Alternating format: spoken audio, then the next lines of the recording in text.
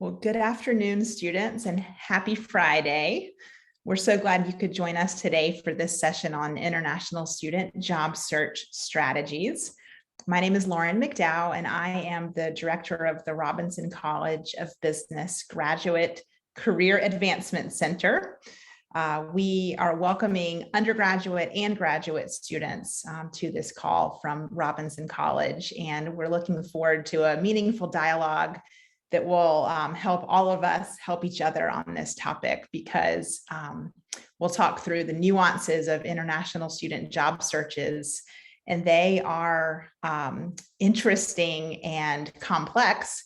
And every person on this call has their own experiences in this space that can help others. So we're actually going to invite you all to share ideas with your peers, as well as sharing advice from our areas of expertise. I joined Georgia State in August of 2021, joining from SunTrust, now Truist, which hires about 300 interns and analysts annually. I led the university recruiting team that made all those hires. And prior to that, I worked with undergraduate business students at Georgia Tech for 10 years. So this student to employment space is where I've spent nearly 20 years, and I really love it. And I am personally learning more about the international student space currently. And so I'm looking forward to talking about the strategies you can use to maximize your opportunities with your Georgia State degree.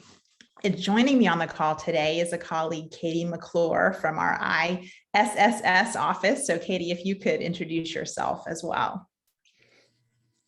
So hi everyone, my name is Katie and I am one of the international student advisors here at ISSS. And so I work with primarily current students as well as recent alumni to help with your immigration needs. So I'm here today to answer any sort of questions you have regarding finding a job before and after you've graduated, what you're allowed to do as an international student, and what opportunities you have. And so I'm just here as a resource today. But I've been with the ISSS office for almost 2 years now, so I'm excited to see more of you in person. Thank you so much, Katie. And wanted to acknowledge that the things we share today are advice on layering multiple strategies for an international student job search.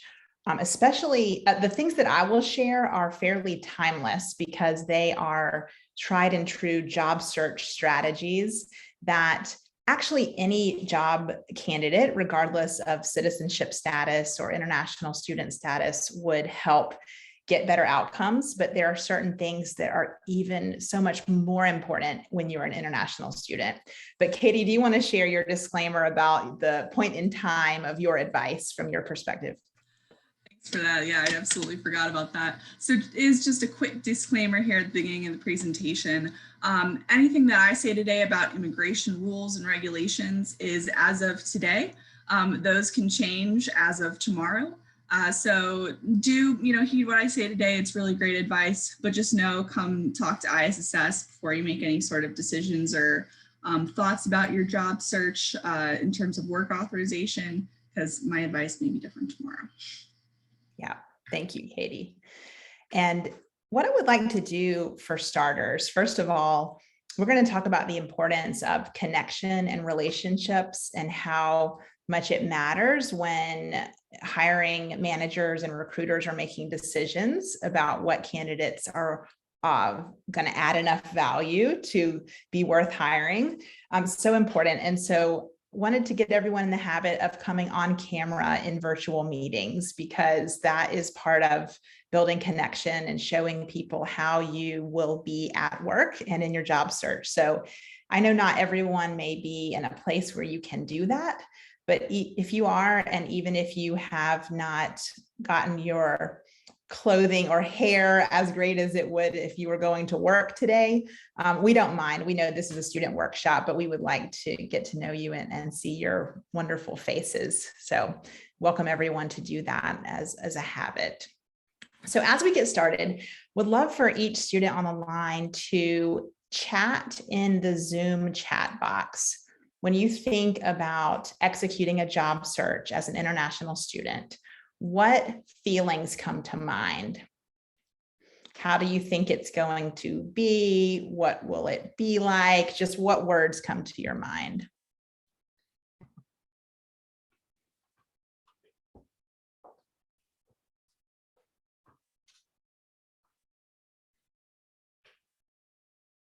Sponsorship, thanks, Sandeep. It's almost impossible to get a job without referral. Uday, great point. Nerve-wracking, connections, uncertainty, needing to know if they sponsor work, permits, anxious, nervous. Yeah, these are really, really great inputs. So anxiety I'm seeing. So these are actually common feelings of any job seeker, right? I'm competing in a marketplace. I've got to stand out amongst the competition. I don't really know what the company is thinking or doing and why. It is nerve-wracking. But then you layer on top of that the extra effort and cost it can take a company in order to justify hiring an international candidate. And it makes it more competitive, a little more anxious because you're having to stand out at the level that leads them to put in that effort and time. And so we're going to talk through how to layer multiple strategies in order to stand out.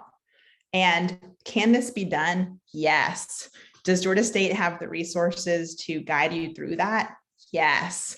Are there actually many, many job opportunities for you? Yes.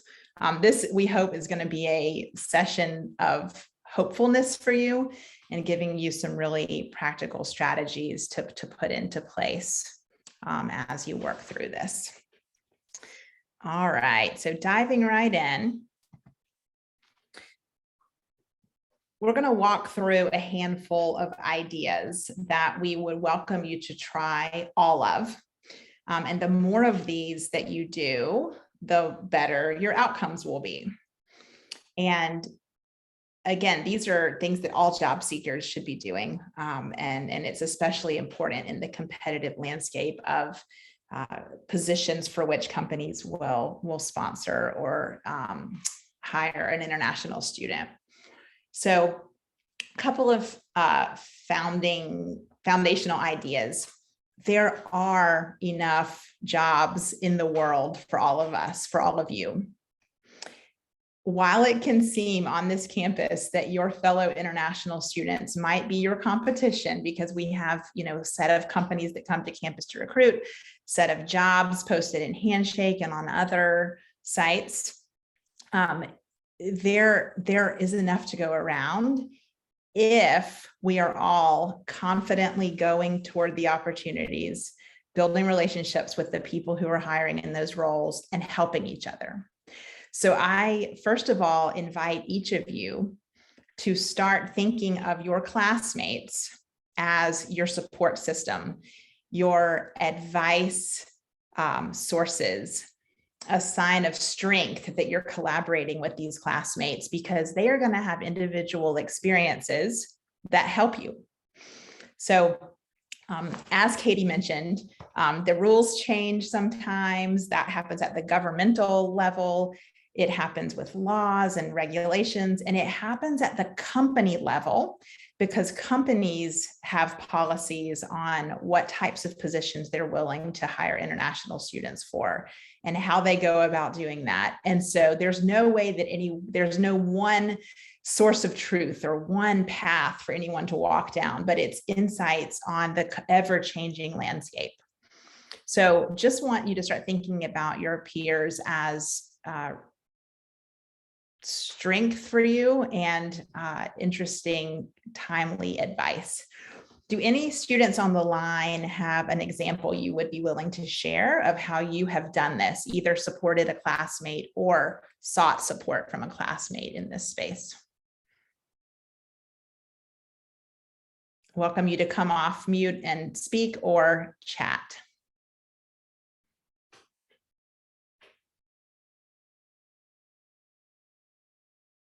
Maybe you heard of a student saying, oh, I just found this great, interesting company that tells me that they are willing to sponsor. You should check them out too. Or here's a job I had in a space where they were willing to hire me.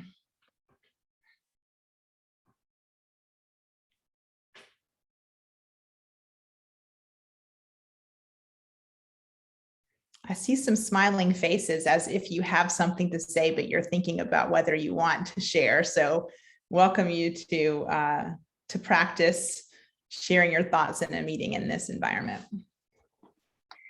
Well, outside of this being required for a credit, I thought this would be an interesting thing to get some information on for a friend because it doesn't apply to me necessarily. However, I thought if I had the information, I might be able to pass it along to someone else. Oh, awesome. So is it Java, your name? Yes. Okay, Java. Okay, so you're not an international student, but you're coming to learn more to possibly help your classmates. Oh, I love that. Yeah, exactly. Okay. Wonderful.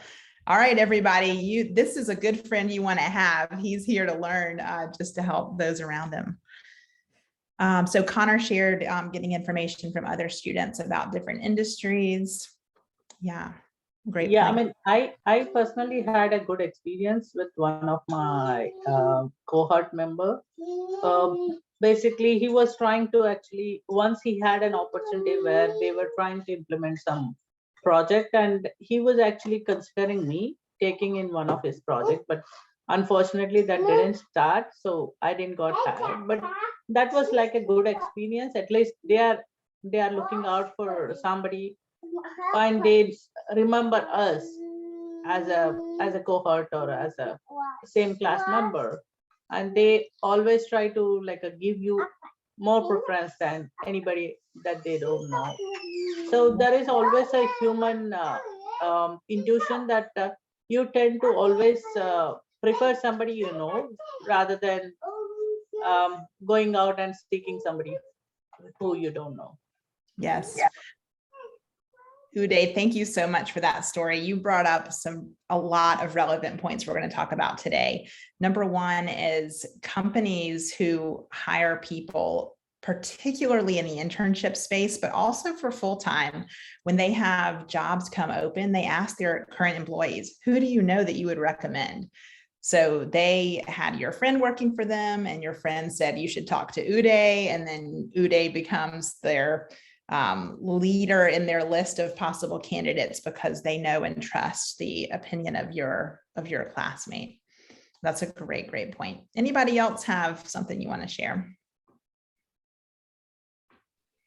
Well, one thing happened with me, Lauren. So I had a classmate back in my MBA program. So she was working for Coca-Cola, right? And I mean, with Coke, what happens is they don't sponsor for certain positions, but they do for some other positions, right? So initially, when I was going through my job search with the MBA, kind of roles, I could not find many roles where they were willing to sponsor. But as soon as I got into the data science domain, and I did approach her and told her that I'm looking for internships and full-time roles within the data science domain. She actually sent out an email to the hiring manager and sent me a screenshot for the same email as well, stating that she's worked with me with a couple of projects and send out my resume to her to the hiring manager as well. And that really was an amazingly fulfilling kind of a feeling. Just to know that there are people within your program, within your cohort, within your school who are very much willing to support you. They know your conditions and they know that you'll be requiring some sponsorship towards the end of it, but they're still, pro supportive in those instances. Yeah, thank you, Pranshu. That's a lot of really important points. So Uday has the referral notion coming in, and then Pranshu, you're layering on what your skill set is really matters. Because companies are willing for a more highly sought after skill set that they have a shortage of. That means it's actually going to be more worth it in their eyes to go through the expense and effort to work through the sponsorship and the other topics we'll talk about. Thank you for that. All right, so relying on each other is going to be really important. And then relying on the advice from faculty and staff. And we have some really great resources for this. Katie's whole team is here for this reason. And we will give you the links to their website and their content. And that's something you want to check in on frequently to get the most up-to-date policies and procedures. But also, all faculty and staff work at Georgia State because they want to help people like you. That's why we're all here. And the more people who know and care about you and understand what skills you're growing and where you see using them, the stronger your support network will be, and the more people you will have referring you to companies, to bring up Uday's point about how much that matters. When you go to your faculty and staff and say, here's who I am, here's what my interests are, here are the skills I'm building here in Robinson, what advice do you have for me on getting employment? Here's my international student status and what kind of work permit or status I'm in. They will also have stories of recent students or past experiences that they can relay on to you. And so what we're talking about is just continuing to build this net of people that can understand your goals and help. So based on supporting each other and seeking advice from faculty and staff as you go along, Katie, do you have anything you want to pepper in at this point? I mean, we completely agree. So when we're finishing out our employment sessions, which we hold every 2 weeks, I mean, we tell students, you know, your faculty and staff are people that are already in your industry, in your field, they're experts on it, they have connections. I mean, you have a huge number of career services office and resources available to you, but your department is that field. So those are going to be your key connections there. Great point, Katie. Thank you. The next thing that's really important, this is something that all of our students need to work on, even if they've lived their whole lives in the United States, but especially if you're from another country, there are some key things to understand about the way job searches work in the United States. So really wrapping your mind around this and understanding it will help you. So a few things about it. A lot of job seekers of all kinds think that the way to execute a job search is to create a great resume and apply online like a maniac. Apply, apply, apply, apply, apply. And that is one tiny step of what job seekers need to be doing. And there's so many other things to wrap around that to become a leading candidate. And we'll talk about some more themes related to that. But I wanted to just mention the application process because in some countries, when you leave business school, graduate, some schools are handing their students a job offer. It's called placement.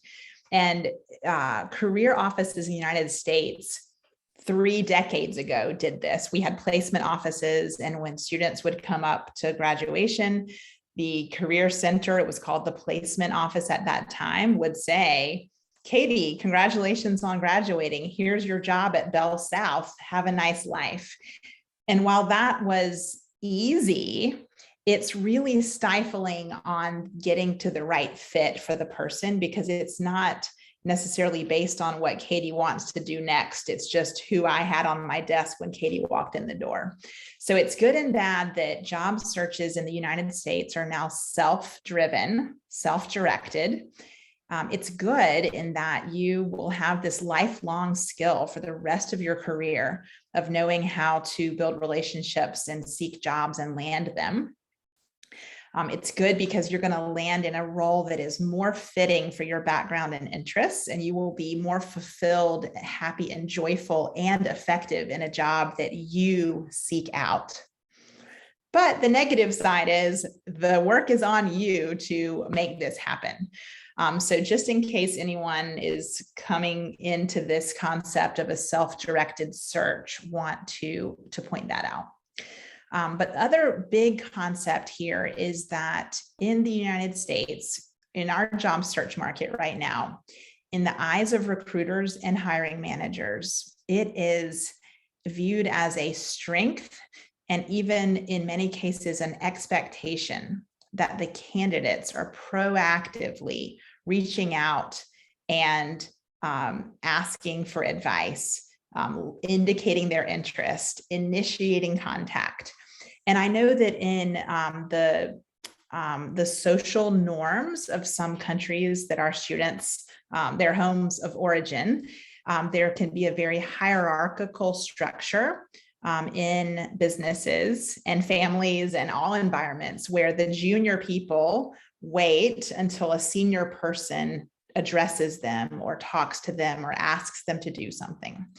But it's really important, actually, and admired that the junior person, the job seeker, the candidate in this case, is proactively initiating contact. So just want to let everyone know, not only is it okay to do that, it is essential for you to stand out in the competition in the job search. Katie, anything you would add here? I wouldn't say right here. Okay, sounds good.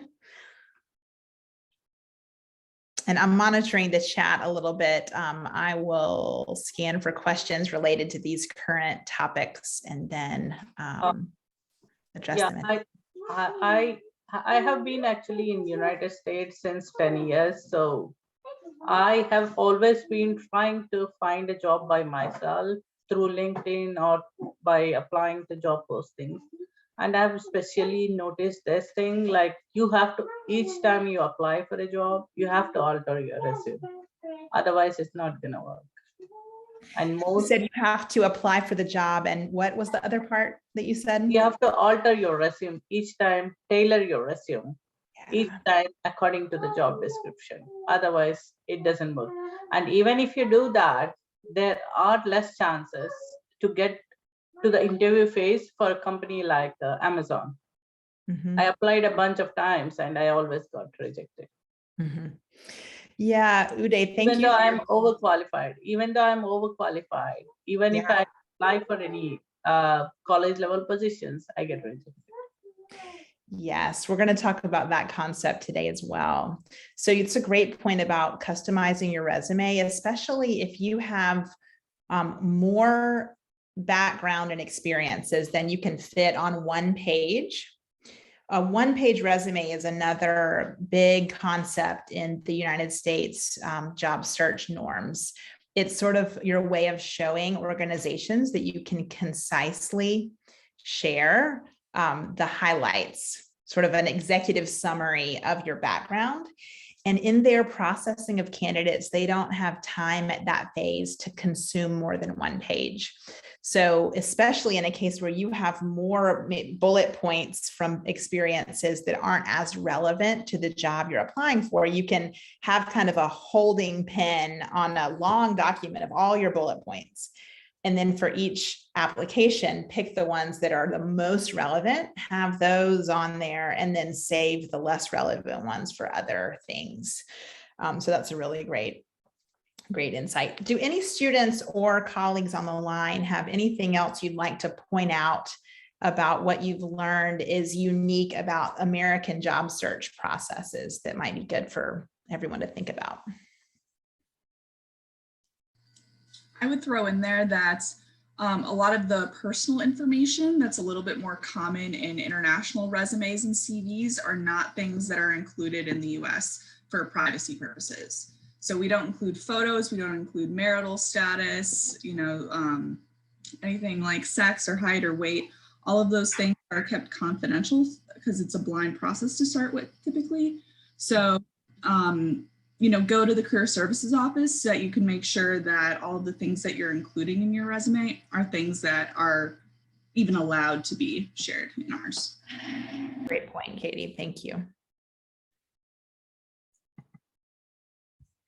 Oh, Lauren, I just wanted to add a point about the American job process. Even though the opportunities may state U.S. work authorization, that students shouldn't get deterred by that they should still go through with the application process, because we're finding at the end that it is a case-by-case basis. Yes. That employers are looking at candidates and whether they will consider sponsorship or not. Yes. Wanda, that is a wonderful point. Thank you. Wanda is another member of our graduate career team, and she talks constantly with our employers. And that's a great example of something to think about. A lot of students ask, should I share my status before applying, at the beginning of applying, at the end of the process? And a lot of times personal preference and comfort comes in here. But I want to encourage you to follow Wanda's advice and go for it no matter what. This theme has come up a little bit, but it is very individualized, case by case. What are the laws happening right now? How competitive is the job market at this point in time? What is your skill set and how in demand that is? How in demand is that skill in the region of the country that you're applying? How well does the company know you already? And the more they know you, the more they're willing to go to bat for you. And this applies to any job candidate, regardless of international or citizenship status. They're willing to do more for you the deeper they know you. So I'll bring up another topic that's not directly related, but has some carryover themes. Salary negotiation. Students often ask, when should you start talking about salary? And I'm relating that to when should you talk about your citizenship status or your need for sponsorship? And the answer is as late in the process as possible, because the more they've gotten to know you and the value they glean that you can add to their company, the more willing they are to go to help work through this with you. So quick example from the salary space. Let's say that you are an undergraduate business student and I'm an employer, and I meet you and we've known each other for 5 minutes. And I say to you, what are your salary expectations? And if you say back to me, I'm hoping to make $75,000 a year, and you're an undergraduate student and we have just met, I'm going to say, well, it was great meeting you. Have a nice career. I don't pay undergrads $75,000 for entry-level jobs. I mean, that's absurd in my mind if I've known you for 5 minutes. But if you have invited me to a coffee chat to get my advice on my career path at this company, you applied for an open role and reached out to me and my colleagues to say how excited and interested you are. We've done a first round interview with you and you did phenomenally well. And then all of my colleagues are getting more and more excited about you as a candidate. And then we do another round and we do a case interview and you illustrate your business skills and you knock that out of the park. And everyone's getting more excited about you. And we've spent now, 6 to 8 hours of intense time getting to know you and seeing more and more and more value that you can bring to our company. And you now are our top candidate and we are so excited to hire you. And I say, what's your salary expectation? And you say 75. I'm going to say, we were thinking more around 60 for this position, but you are phenomenal and let's talk. We might be able to settle it in the high 60s or something. But if you tell me 75 and I don't even know you yet, it's just like, no way. And similarly, if I don't know you yet and you say, do you sponsor international students? And I don't know how phenomenal you are yet, my easiest path to hiring someone is for it to not be an international student. So it's likely that I'm just going to say, no, we don't sponsor. But if I've spent 8 hours getting to know you and you're phenomenal, I'm going to say, we actually usually don't. But for you, I'm willing to look into this. And so it's just very important that you are demonstrating your strength and value and getting as far in the process as you can, and then having this conversation. So on the relationships piece, this has come up a lot. You can see all these nodes of a network here on the image on the screen. The absolute most important thing you can take from this session today and implement for your job search is to do connections-based job searching. And what that means is that you commit to never, not once, ever again for the rest of your life being what I call a stranger in a resume inbox, which is where you just apply online to a job and wait. And it's likely that many people on this line, I've done it myself way back before I knew about this, apply online for a job and wait. And that is how you typically get no results. And a really important thing for you to know about this is that it doesn't mean that you aren't qualified or that you wouldn't have been the best candidate. And Uday, you mentioned you've applied to all these jobs and you get rejected even though you were qualified or overqualified. Yes. A lot of times it means that they just didn't have the time or capacity or strength of their own process to figure out how great you are, because they are gravitating toward people that they know even a little bit. So a quick example. But isn't that like a issue of ethics and diversity inclusion issue? You shouldn't be looking at a person and based on his color or gender or race, you should hire him, or whether you know him or not. You just look for a candidate who is most suitable to your job requirement, right? Yes. So there is definitely an ethical issue that is going on in the job market, right? Of course, human relations are secondary, but who is best match, best fit based on the experience, based on the qualifications? That's what they should be considered. Then who is going to argue with them or talk about all this with them? Uday, I agree with you completely, but I am here to let you know that human beings cannot help but look for people that they know and trust a little bit. And it is a problem with diversity and inclusion, and companies are working on how to mitigate that risk while they're executing on their search processes. But let me give you a quick example. Let's say that all of us are students in a class together, and our professor gives us a group project and says, everybody in this class, pick who you want to work with on this project. If somebody could come off mute or type in the chat, we're all in a class together. Who will you pick? Let's say there's 80 students in the room. Who will you pick to work on the project with you? I have seen that mostly people that they know or of their race, they try to work together. So people that you know, Nicole, thank you for that. Uday, thank you for your comment. Samuel said, my friends were those that I know.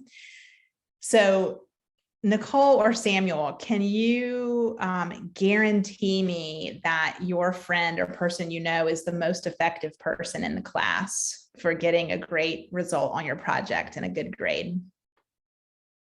No. Do you have time, Samuel, to run a selection process? You could have put out an application for the privilege of working with you on the class project. You could get people to submit a resume, do a project simulation interview. You could really evaluate every person in the class and figure out who would be the most effective. Do you have time? No, you've got stuff to do. You've got friends and family and projects and work and other classes and things to do. So you just say, okay, this person I've worked with before is good enough. And Victoria, I like your comment about the smartest in the class. That might be something you've observed. If you see someone answering and asking great questions in the class, you think you can see that they're smart. I don't think you would necessarily have a way of knowing who the smartest is necessarily, right? So this idea, and Uday, companies are trying to figure out who the most effective person will be. They're trying. And if they had unlimited time and money, we wouldn't have resumes and interviews. They would send little spies out to watch everyone in the world working for about 3 months and see how they add value. How do they meet deadlines? Are they kind to others around them while working? Are they nice to be around and getting great results? They would figure out who is the most effective person. They do not have unlimited time and money. So to reduce risk, reduce cost, reduce time to hire, they look for signals of strength. And it may be from the resume, but if it's somebody who says, you've got to meet my friend Samuel would be great for this, that is stronger insight than what they could get off of Samuel's resume to have the words of a trusted colleague. So the takeaway for all, this is not a perfect process. That's why companies make hiring mistakes, actually, is because they didn't effectively do this. But you want to make sure that people who know and trust you know what skills you have and know what companies you're interested in working for, so that they can connect you, refer you, talk about you to people who are in positions of decision making. Can anyone share a story of how you've seen this working? Would anyone like to?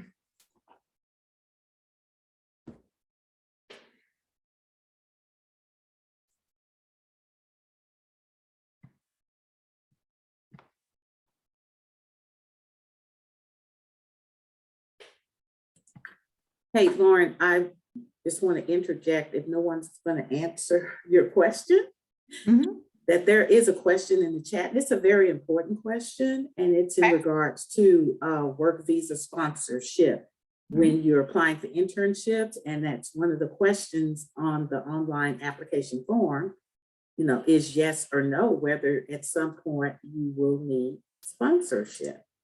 So how should you go about answering that question? Honesty, always. Katie, I think this one's getting into your zone a little more. So if you could take that one as well. Yeah, I will. I was typing, but it was a bit much to type. So in these cases, we would actually probably recommend you reach out to the human resources department of the hirer, only from the standpoint that you're right, this is kind of a gray area, especially when you're doing internships and you're still a student, or you're doing kind of that first year of OPT, so that post-graduation work thing where you're not actually needing sponsorship at this time, but in the future you would. If it's clearly like in the future, would you need sponsorship? Yeah, that's a pretty clear question. But if it's asking if you would need it, you might want to reach out to human resources, because they're going to be the first kind of line of vetting there, I would suppose, just to ask them and say, hey, at the moment, I'm not going to need any sort of sponsorship for you. I'll be doing this on CPT, curricular practical training, or perhaps OPT or STEM OPT. So either for the purposes of my internship, I do not need any sort of sponsorship. And then it's only, years down the line that I would. How would you like me to answer this? That would certainly be a very transparent way of going about it. I know I agree that this is definitely, especially in terms of sponsorship, following what Lauren said, of having that conversation later, more during the terms of, when you're talking about money and such. But for that question, you can always certainly reach out to the human resources department, especially if you're doing something where right now you don't need sponsorship. It's just a summer internship for CPT. Or it's the very first job when you're on OPT and don't need sponsorship for another 1 to 3 years. Those are okay to bring up with things like human resources and the recruiters. Yeah, great points, Katie. And I'll just say that I worked in talent acquisition at Truist, and there can be funky process things that are automatically applied across all jobs because we just tell our system, Workday Recruit is the platform they use. It just asks every candidate this for every job, but we don't we don't automatically reject the people who say, yes, I will need sponsorship in the future for an internship, especially in the STEM space. So just know that even if you're answering yes to that, keep going. Like Wanda said, keep applying and build connections and relationships so that human beings who work inside the walls of the company can advocate for you internally, and they can overrule whatever the system is doing if it's a valid reason on their end. Lauren, I'd like to add we had a follow-up question here. Yeah. Is sponsorship only required for long-term jobs, not the internships? So I think it'd be good to clarify. When we're talking about sponsorship, typically we're talking about things like work visas. Everyone here should be on a student visa of some kind. And so after you graduate, there are a couple of opportunities for you to be able to work still on your student visa. These are things like optional practical training, STEM, OPT, and if we have any J students here, academic training. These are opportunities for you to work up to 1 to 3 years after you graduate, while still on the student visa. So you would not be getting work sponsorship through your employers.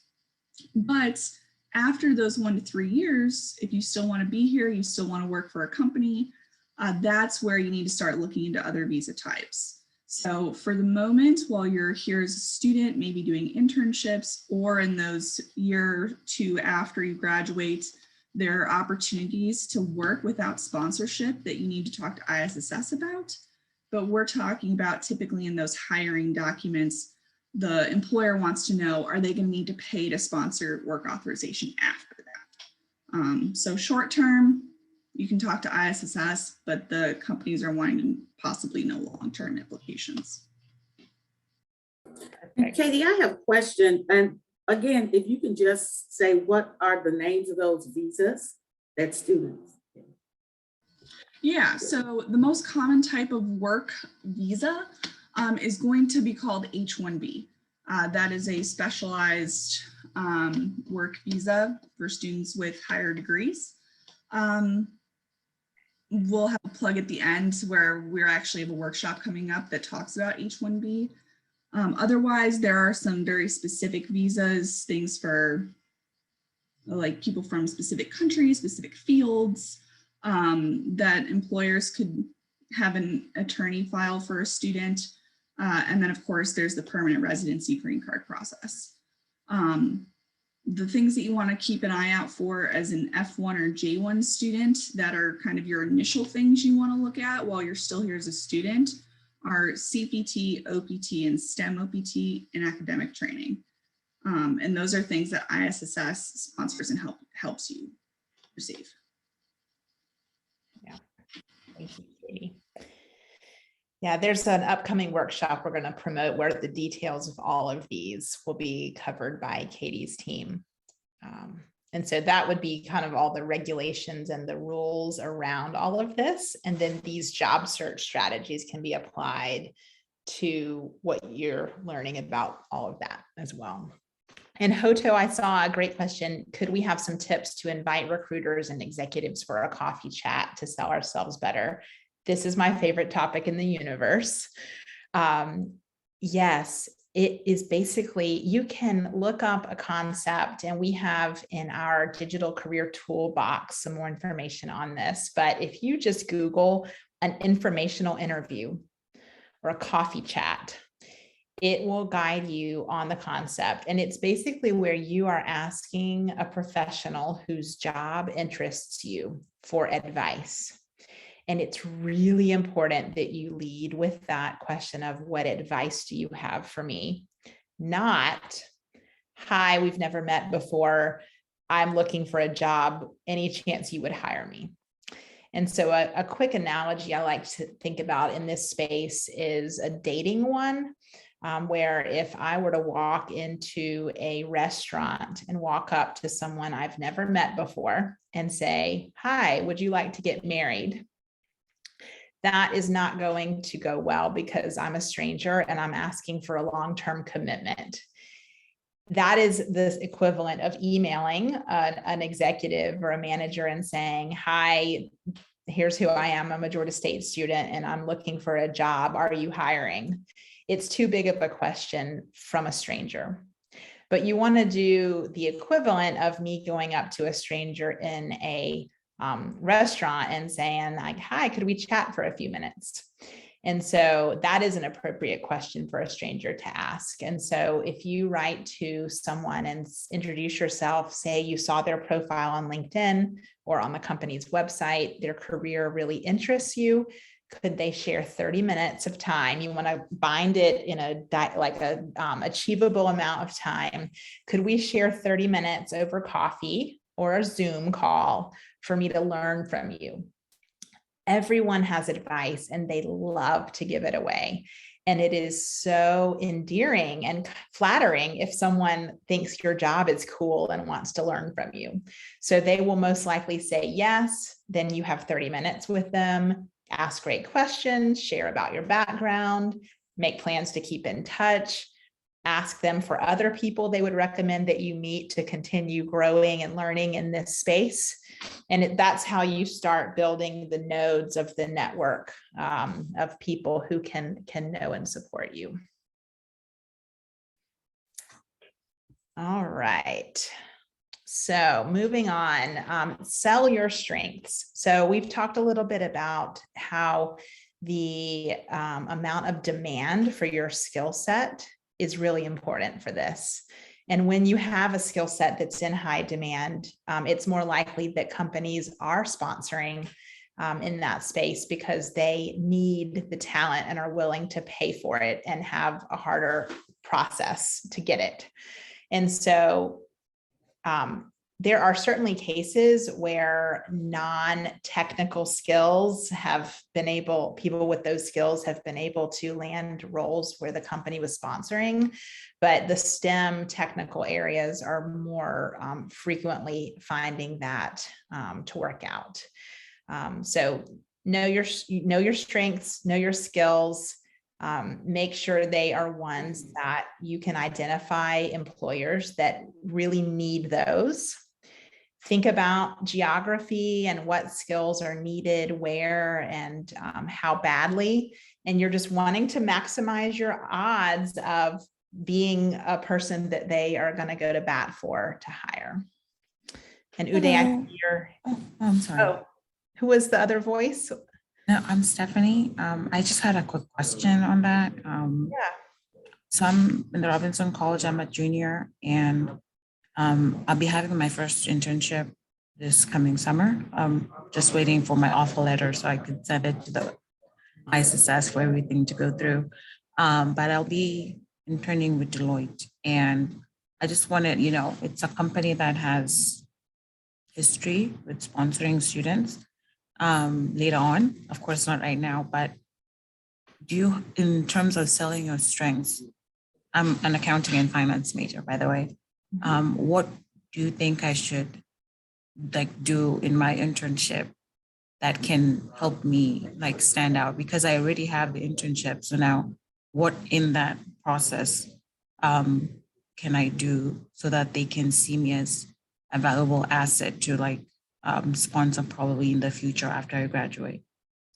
Oh, Stephanie, you are in the ideal position to have 3 months of what's likely full-time work over the summer to show them that they can't live without you in the future.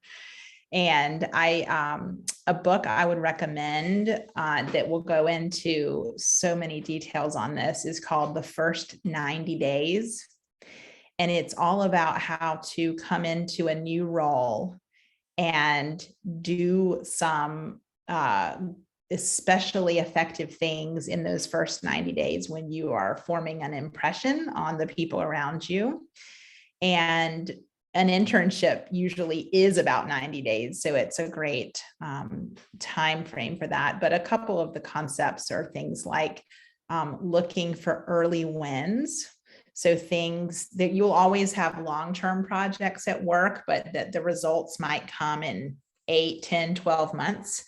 But if you can look for things that you can do that will get big change immediately, then they will start seeing the value that you can add quickly. That's just one quick example.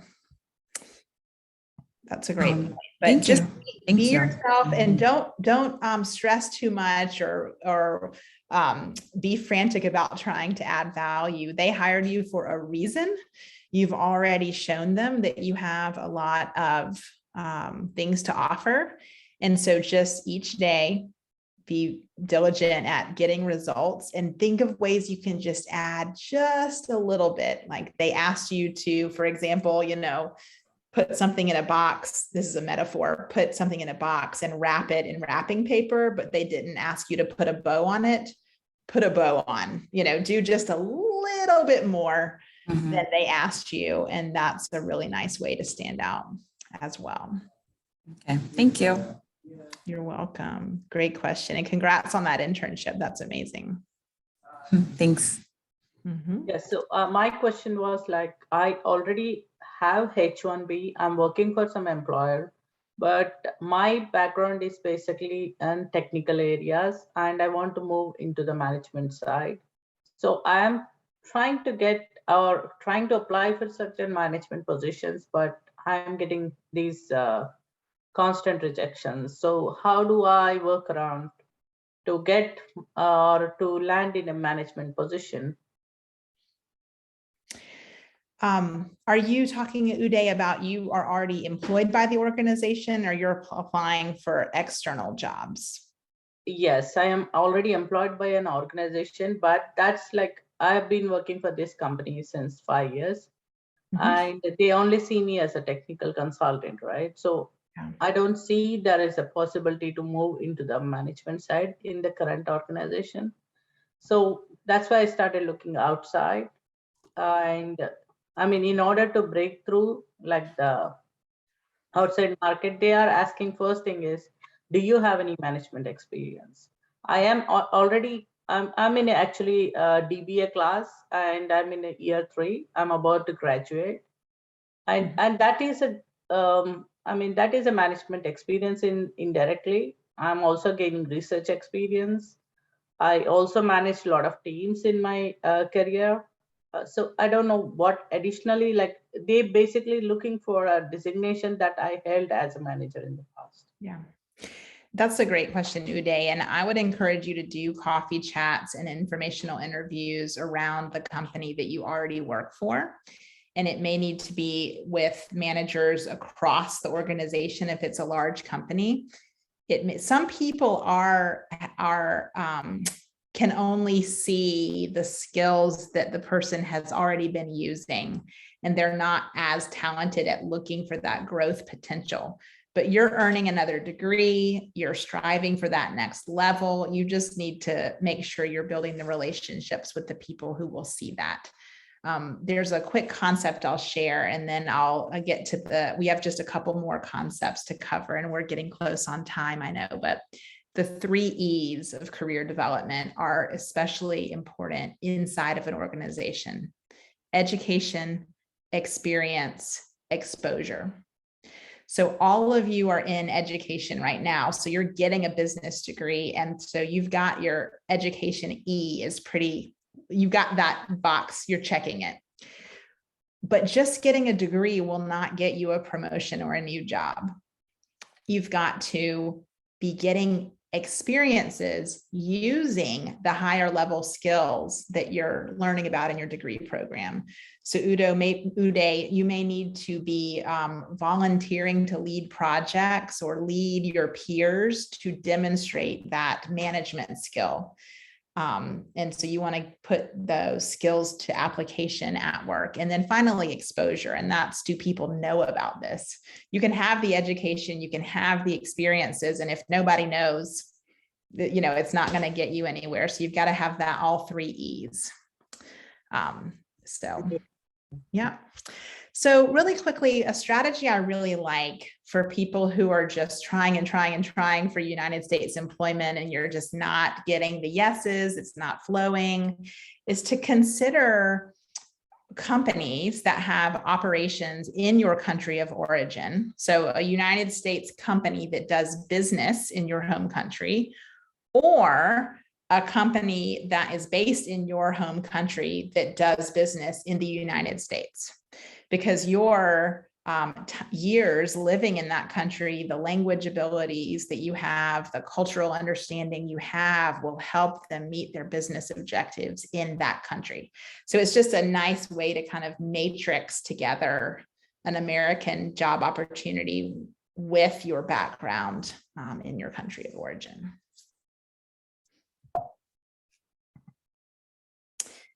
And then this kind of goes to what I was talking to Stephanie about in her internship.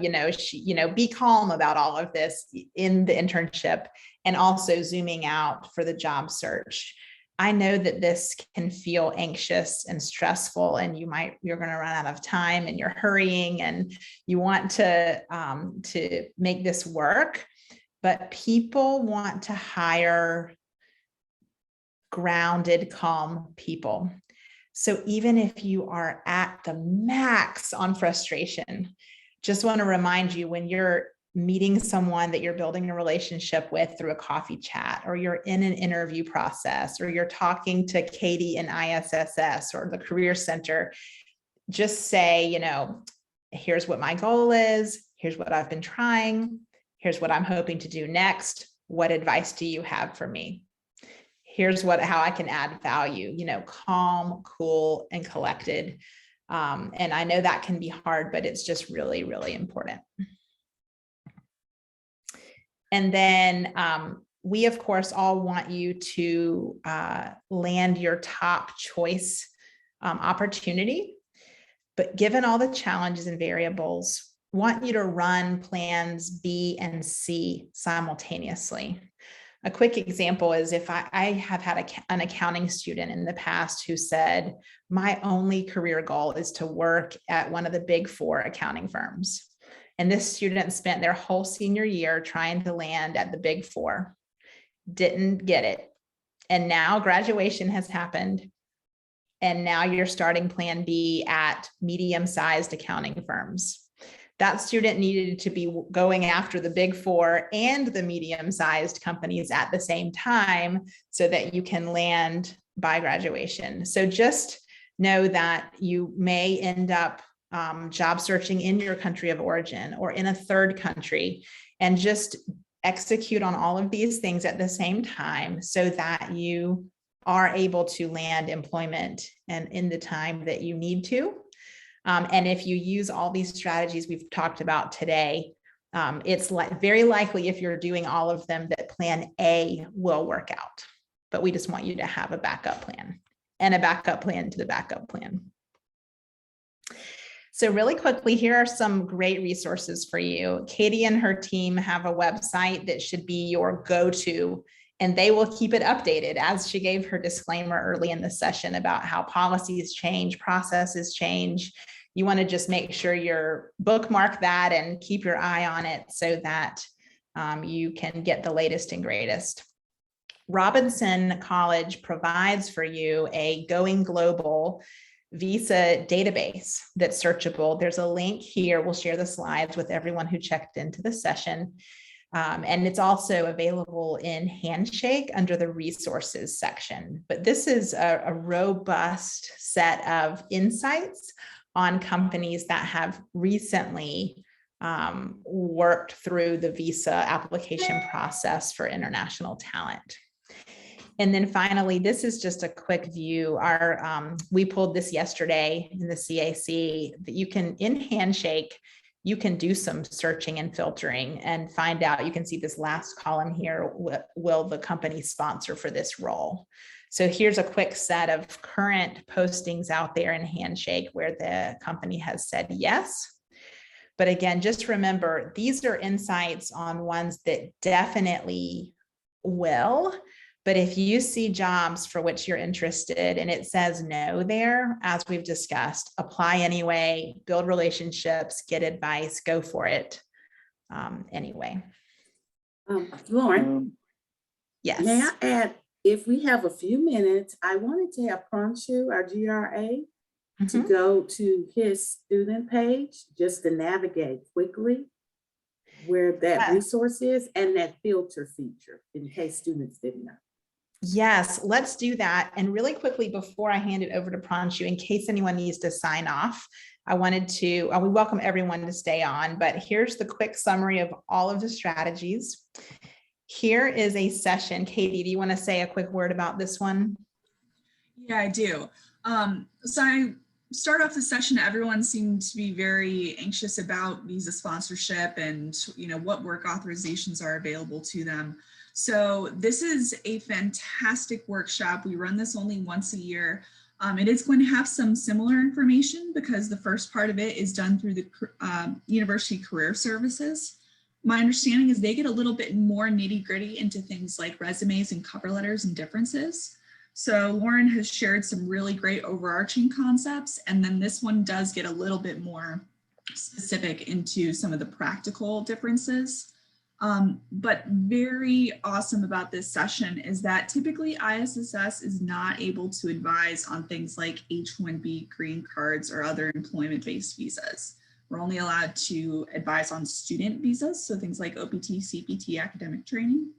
This is the one time a year where our scholar advisor, who does all of the H-1Bs and green cards for the university employees, will talk about H-1B and green cards.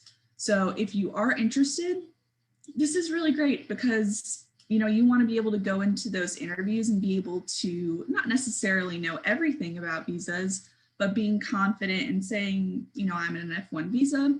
This is my situation right now as it relates to my work authorization. But knowing kind of the timelines when the company will need to start thinking about future things, but really using, you know, your F1 status and the time you're able to work as leverage to gain the relationships and have the company invest in you to be able to do things like H-1B and green cards. So really great workshop. Please join us. It will be on PIN. Thank you so much, Katie. And I really appreciate your being here today, Katie, because she knows a different set of expertise about these policies and processes. So really appreciate it. So would welcome again anyone to stay on and watch Pranshu give you the student view of some savvy tricks he knows in Handshake. Certainly understand if you have a 1 o'clock class or meeting and you need to scoot on, but we thank you very much to each of you for joining us today.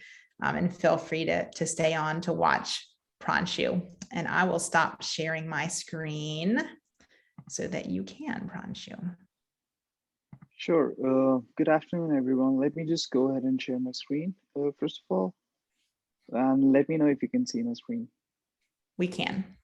First of all, I apologize that there's so many tabs open up there. It's just that, you know, there's so many things happening at the same point of time. So that may be the reason behind that. But as we go on Handshake, right, we see this jobs section here through which we just go and, you know, try to look for the employers or try to look for the job postings which are available to us, right? And we see these columns, right? US work authorization, which says will sponsor a work visa. So if you're an international student and you just want to look for the jobs which are sponsoring for your domain, what we can do is we can go to this all filters, and there's tremendous amount of filters available based on the industries, based on the employers, or the job roles which you can, you know, look forward to. And there's this, if you scroll down, there's this section called work authorization, which allows you to select, you know, will sponsor or doesn't require work visa and accept OPT, CPT. As Katie was talking about, you know, you don't need sponsorship. You know, just after you graduate, you have some amount of OPT period to yourself. And while you're in the university as well, you do have some sort of a CPT period where you can work and study at the same point of time, right? So when you check these boxes, you show the results, you only be seeing the jobs or, you know, positions which are available for students or for people who are looking forward to the job roles which would be sponsoring them or would be accepting the OPT or CPT, you know, kind of authorization for you.